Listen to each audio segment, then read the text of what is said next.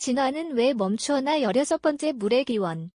하박국 2장 14절 대저 물이 바다를 덮음 같이 여호와의 영광을 인정하는 것이 세상에 가득하리라.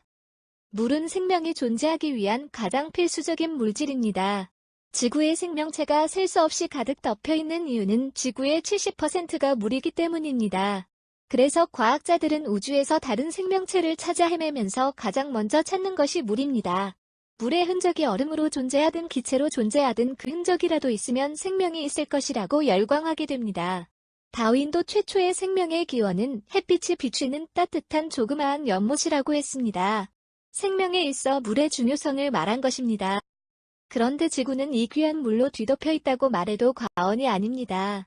한국에서 태평양을 비행기로 약 9시간을 날아서 건널 때 해든지 배로 먼 대양을 여행하게 될 때에는 바다의 장엄함 즉 엄청난 물의 양에 압도되어 입을 벌릴 정도입니다.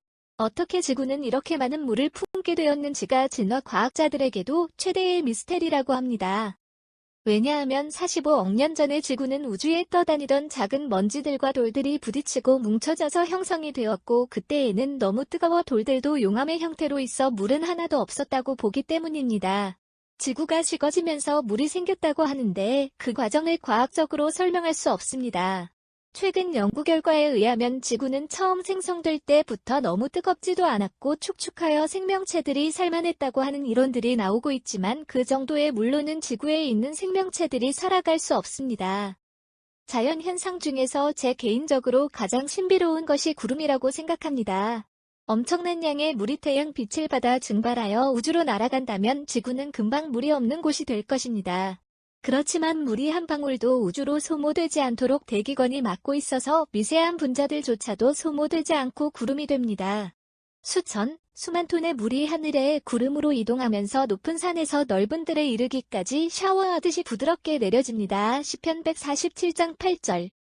물의 질량을 철저히 보호하면서 온 땅을 적시는 순환이 구름을 통해 이루어지는데 질량 보존의 법칙을 넘어서 어떻게 없던 물이 생겼으며 조금 있던 물이 많은 물로 증가되었는지를 진화론자들은 설명을 해야 할 것입니다. 지구를 덮고 있는 엄청난 물은 하나님의 창조의 신비와 그의 사랑과 영광의 크기를 말해주고 있습니다.